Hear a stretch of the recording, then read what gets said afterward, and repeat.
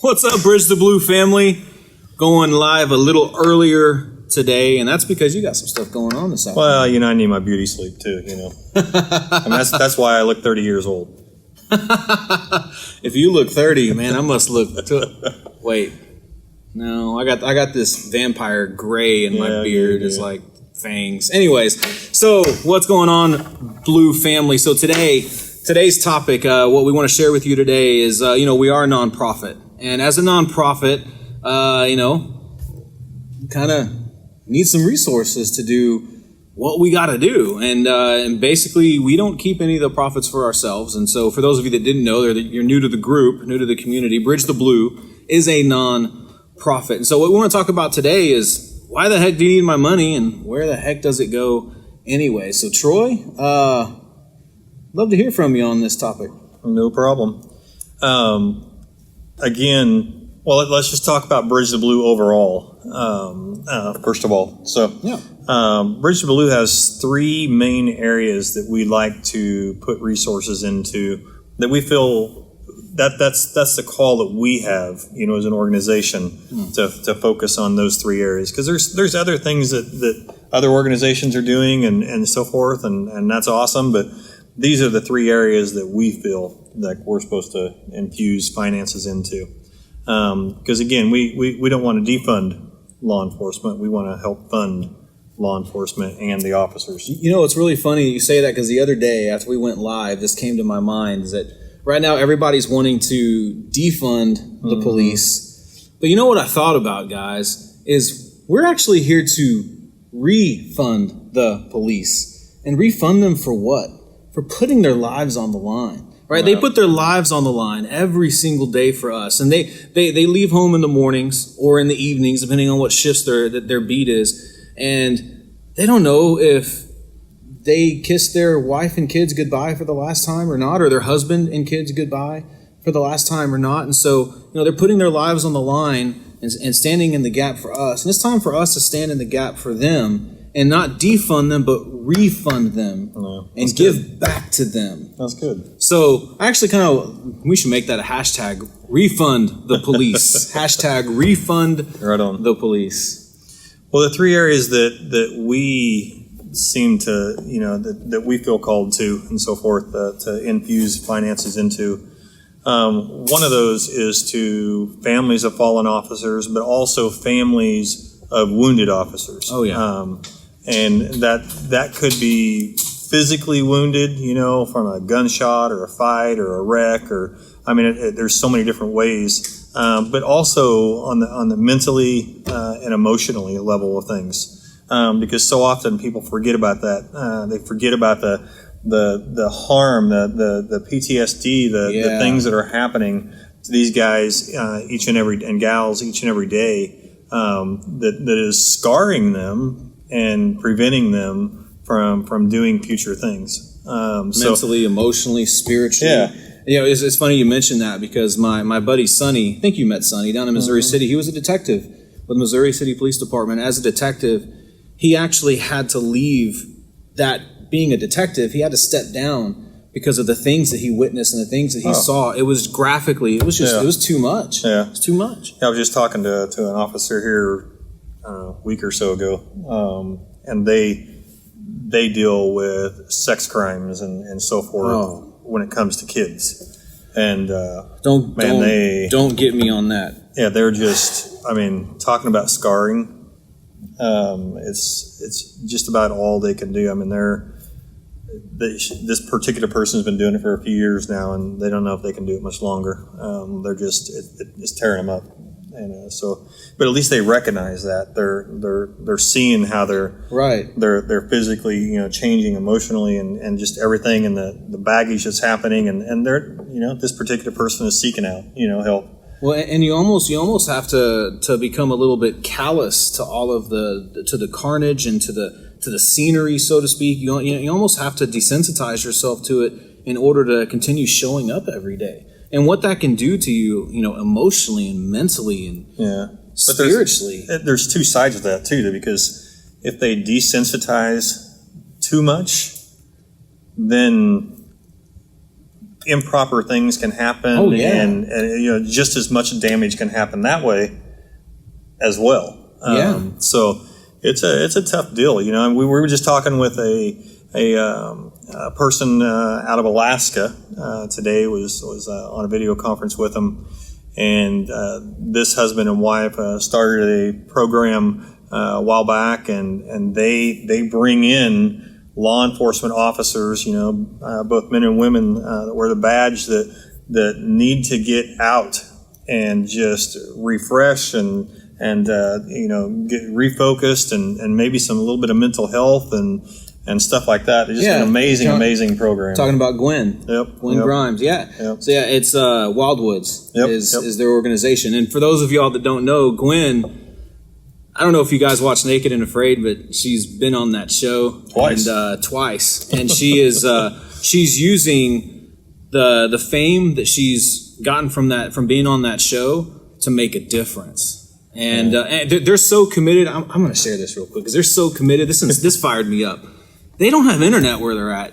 They have to drive from out in the wilderness to the library just to get an internet signal so they can do what they do with their organization. And they sit in their truck and they work. And that takes some commitment, man. Yeah. Sometimes I feel like we take things for granted here in the lower 48. Yeah, and we really do. And we need to stop taking things for granted and start taking advantage. Yeah. And so, but anyways, that was a little bit of a sidebar. Yeah, so we partner with other organizations like, Gwen's and so forth, because we don't have all the ability within our organization to do all these things. So so we become a funnel to see these things happen on these levels of things. So the other area of things, there's two more that we help funnel funds into, and that is buying equipment. I'm just blown away sometimes of the departments that are out there working that don't have the right equipment to do their job, and it's just a lot of them are small to medium sized agencies that don't have the revenue streaming in from the large tax base that they had to pull from. And sometimes that amount, I remember the fundraiser we did about 2 years ago. They just needed $10,000? Yeah. Even just $10,000, if they would have had an extra $10,000 in their budget, they could have gotten the stuff that they needed, the equipment. But sometimes, and really $10,000 in a budget really isn't that big on a big scheme of things when you think about it, right? No, it's not. But yet it can be so big. Yeah. Yep. It's huge. So departments, I was talking the other day, I think on here, gave an example of a department that, half the officers don't even have bulletproof vests. And they routinely end up in these communities that they work in, are having shootings. And we had one down the street, not too far from here, this morning. Yeah. Where an officer responded to a call, and when he got there, he got out of his car and was ambushed, shot. That was the one right there, just responding. Off the Ella, wasn't it? And so they need to have the protective gear needed to go on these calls and be reassured at least to a better degree that they're going to make it back home to their families at night. And it's not just vests. There's all kinds of equipment and training that they can't afford to get. We're always. People are always dogging them in a sense of, why'd they do this or why'd they do that? Well, maybe they didn't have the proper training because they didn't have the resources to get it. Didn't afford it. It could have been as simple as that, and that's where we've got to step up to the plate and help do this. I see officers all the time that will they've got radios in the car. They respond to calls. They get out and respond to these calls, and they don't have enough finances in the department to pay for portable radios. So they're out and about going on these calls with no ability to call for help. With nothing but a cell phone. Yeah. And hold on, let me call for some help here real quick. It's just we've got to step up to the plate. Yeah. We got to fund them better. We've got to fund them better. So those are two areas. On the first one, I love talking about these guys. I do want to mention it. As far as helping. Facilitate programs and so forth. One of the places that the last couple of years that we've been able to put resources, and I want to actually mention the name, is the Klein ISD Police Department. Oh, yeah. Because the chief there, as well as the whole team of officers, I mean, I have never seen a department step up to the plate and work with the students in program after program after program, building that relationship and so forth with the kids. I mean, they do a fabulous job. Yep. Fabulous job. So, and that's one of the programs that we help fund each year. Amazing program that are doing an amazing job. So I just, Klein ASD Police Department, those of you who might get on here and watch, I just want you to know you're doing a fabulous job. Yes. And we appreciate what you're doing. And one thing I want to say to that too is what a lot of people may not understand is that law enforcement is love enforcement. Okay, I want to say that again. Law enforcement is love enforcement. What I love about what Klein ISD is doing, or what the Klein ISD PD is doing, is they're taking, between 50 and 100 kids, low income, that aren't going to get a Christmas. Their parents can't afford to get them gifts for Christmas. And every year, Klein ISD Police Department, they step up to the plate and they make sure that those kids get a Christmas.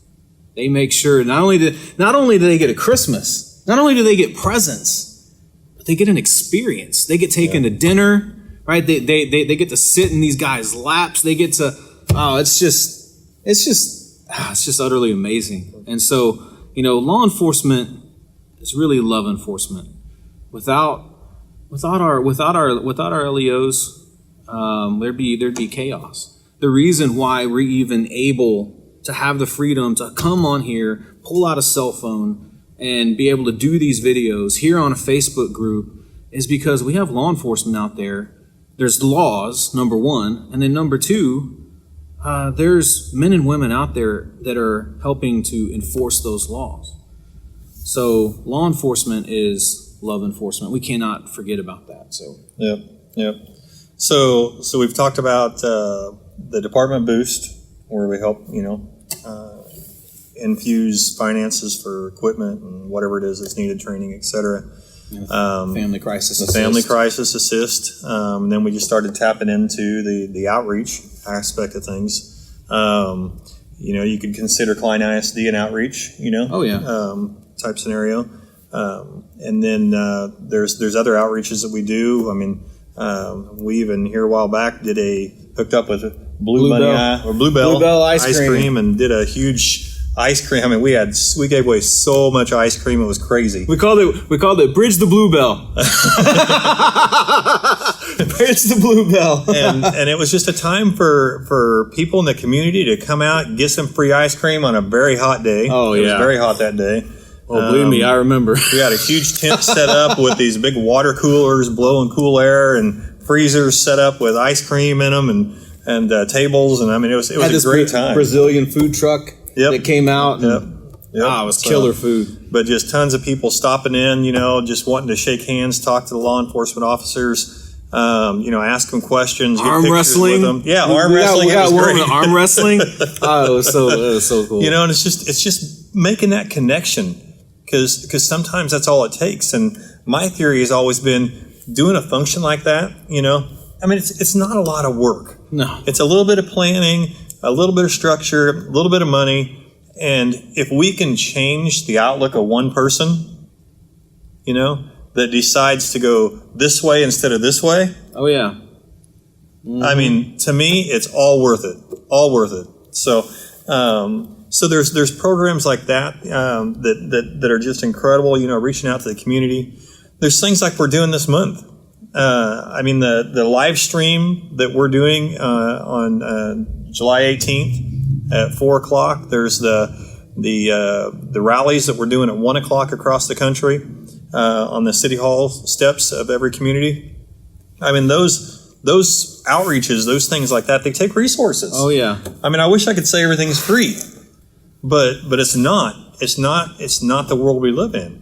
So we've got to raise the finances to do this stuff. But This is where I really want to make sure everybody understands this, and we've got a good picture of it, because it doesn't take a lot from each person if we've got a lot of people on board. Right. And that's why, even in the month of July, I put that call out there to people, $10. $10 for every person. I mean, you want to be heard?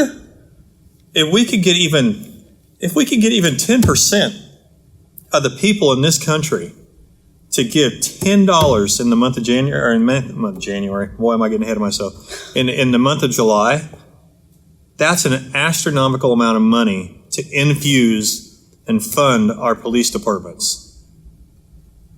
That is a bold statement. Oh yeah, that would be heard everywhere. Well, and here's the thing, and but $10 per, it's nothing. No, absolutely. Skip one fast food meal or one Starbucks meal, whatever it is. It's just one time is all you'd have to do is skip that in a month. No, absolutely. And reroute those funds. Yeah, well, and here's the thing is that, like, you can tell where a person's priorities are by where they spend the most of two things: time and money. And, most people, they have the same mundane stuff that they do every single day. They wake up, they go to work, they might stop by, Whataburger, or is that just me? They might stop by Whataburger someplace on the way home, and then they go home and they binge watch Netflix, and that's how they spend their time. And they might argue with their spouse, who knows, right? Most people are living a routine. And when it comes to money,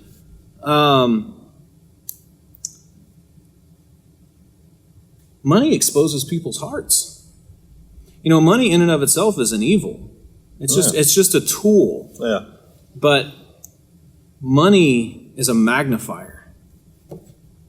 Money is a magnifier. If you're greedy, when you're broke, when you have money, you'll just be even more greedy, more corrupt. But if you're a giver and you just start with what you have, I could really talk about this topic. But if you just start with what's in your hand, right? That's all we're asking you to do, is start with what's in your hand and do something. One of the things that Troy and I have been talking about with the team is, and we even talked about this a little bit last night on our task force briefing that we had last night. We're running a promotion right now because this is important to us. And I'm not even going to tell you how much money we're spending every single day trying to get the word out, because this is important, okay? Which is why, even today, I've had a couple of different news agencies call and did interviews, and I think there's 2 scheduled tomorrow. They're starting to pick up on this. It's starting to go viral to one degree. So, and what we're seeing is people leave comments all over the post saying, "Oh, we back the blue, we back the blue, we back the blue." And I'm looking at the number of people that are engaging with the post and saying, "Yeah, we back the blue." But then I'm looking at the number of registrants that we have.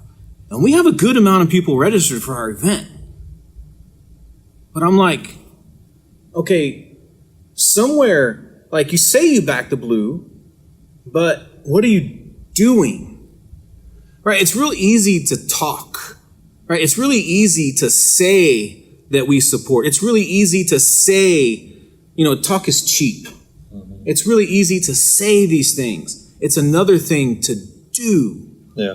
And so we really want to encourage you to let's be people let's be a community that puts its money where its mouth is. And this isn't for us. Understand, this isn't for us. This is for men and women that put on that uniform and wear that badge from coast to coast, north, south, east, and the west. We need to send a message. We've got your six, that we've got your back. And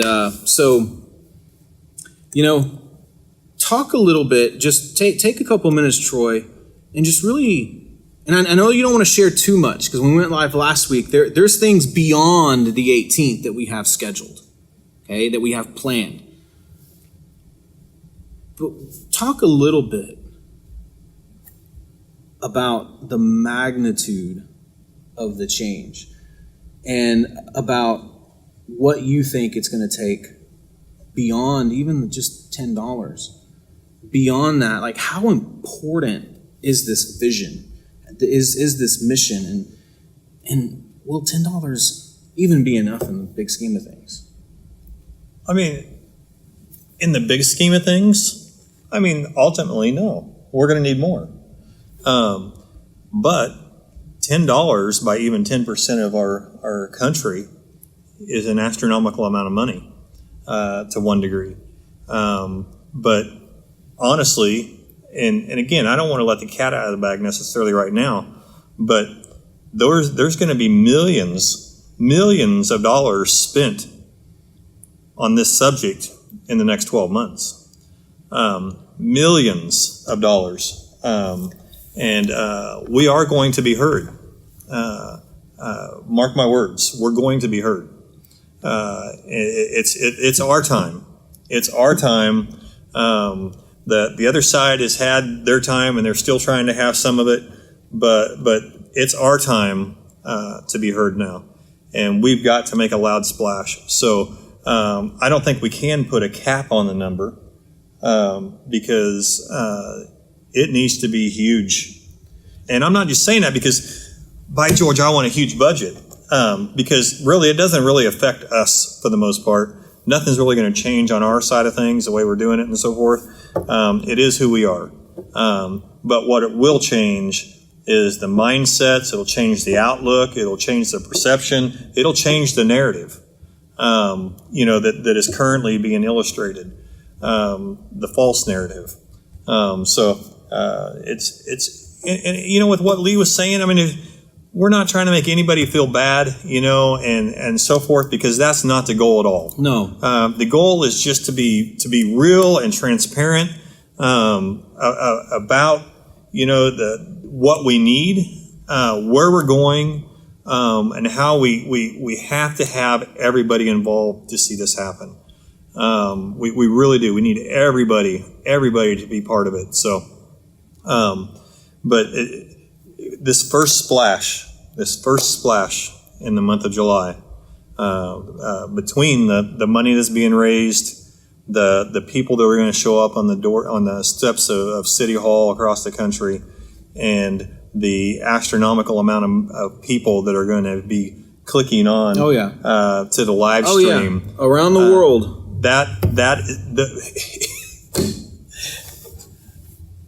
I'm telling you, it's going to make a statement.